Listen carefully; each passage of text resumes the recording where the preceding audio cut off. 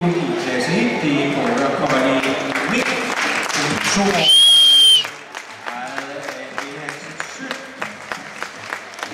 Kørende i finalen i dag, og de vandt i finalen i dag.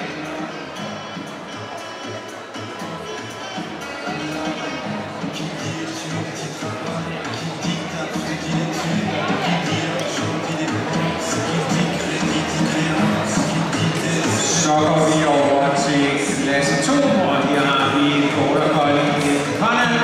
Det er også en 2 år gammel hund. Det er ejet af Pia Stigdal, og de førte også en finale i dag, og de vandt finalen i dag.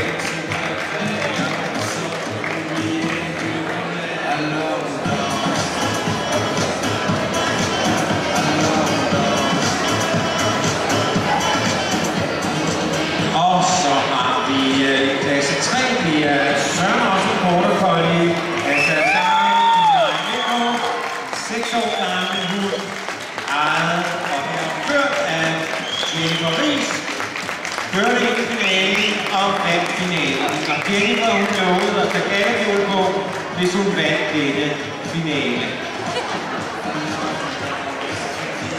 Og til at overrække præmierne skal jeg byde hjertelig velkommen til vores formand for Dansk Kennelklub, Jørgen Hinse.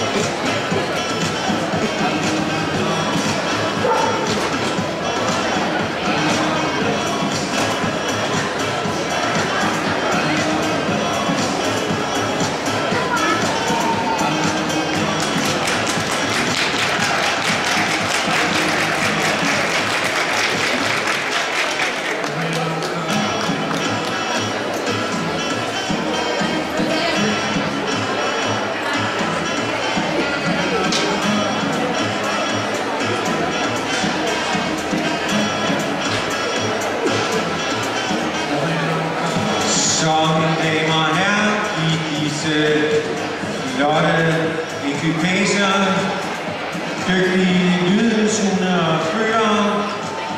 En rigtig stor hånd på vej ud her.